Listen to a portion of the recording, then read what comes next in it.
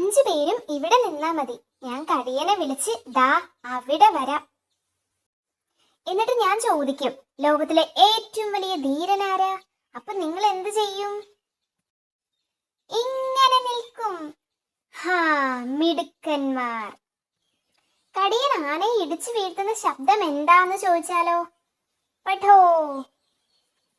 മതി, ഇത്രയും കണ്ടാ തന്നെ കടിയന് സന്തോഷാവും. ഹാവൂ, ആ ദുഷ്ടനെ സോപ്പിടാൻ ഇതിൽ നല്ലൊരു ഐഡിയ കിട്ടൂല. വാ ചേട്ടാ, എന്തുത്തരം എഴുതി കാണിച്ചു തരുന്നാരാ? നോക്കിയാട്ടെ, ലോകത്തിലെ ഏറ്റവും വലിയ ധീരനാരാ? ഹമ്പട മിടുക്കന്മാരെ. ഇനി കടിയൻ ചേട്ടൻ ആനയെ ഇടിച്ചു വീഴുന്ന ശബ്ദം കാണിക്കേ. ഇതൊക്കെ ഇവന്മാരെങ്ങനെ പഠിച്ചു?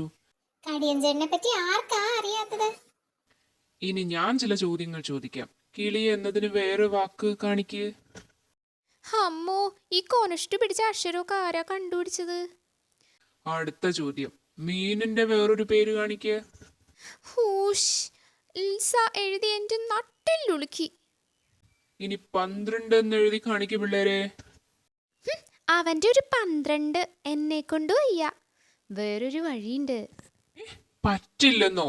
എടാ ദേ പോടാന്ന്. എന്നെ കളിയാക്കാനാണോടെ ഇവന്മാരെ കൊണ്ടുവന്നത്? നിന്നെ ഇന്ന് ഞാൻ